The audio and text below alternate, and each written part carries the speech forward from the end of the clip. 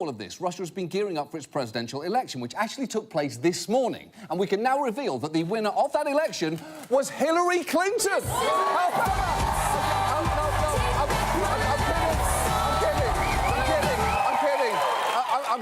I'm kidding. People don't like her at all.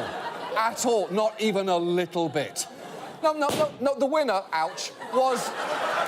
The winner was the poison guy, and Putin's win isn't really much of a surprise, given that three potential candidates who might have had the best chance against him didn't even make it onto the ballot. Alexei Navalny was barred from running thanks to what he says are politically motivated embezzlement charges. Garry Kasparov fled the country, saying he fears political persecution, and Boris Nemtsov was shot in the back in 2015. In other words, they were fucked, harried and killed, respectively.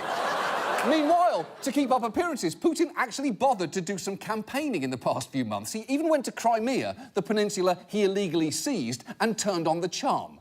He gave the home crowd a rare glimpse of his warm and fuzzy side.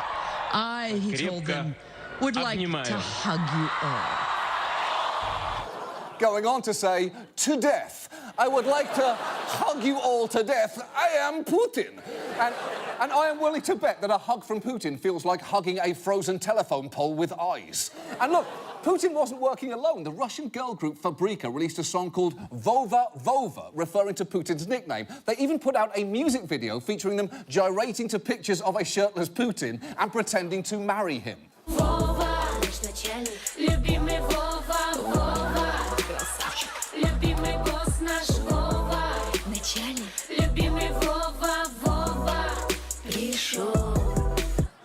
Krasna.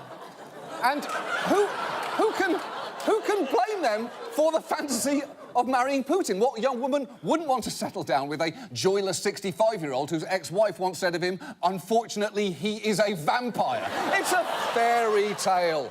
But of all the pro-Putin propaganda, my absolute favourite involved a group called Infrastructure of Charity. They sponsored a contest in which Russian schoolchildren were asked to draw pictures of Putin, and the results were sensational. Let me just show you a handful of them. You've got Putin wearing a wolf skin and feathers, Putin playing in a hockey game with 0 fans in attendance, Putin dressed as Lucille Ball going fishing, Putin talking to his doctor on the phone about why his head keeps shrinking, a terrified 6-armed spider Putin, Putin dressed as the Joker suckling a camel, Putin frolicking with 2 extremely DTF furries, Putin rolling so hard on ecstasy that he thinks his tie is a grey and purple croissant, and finally this one, which I would argue is not of Putin at all, but rather a picture of David Caruso teaching a fat dog to swim.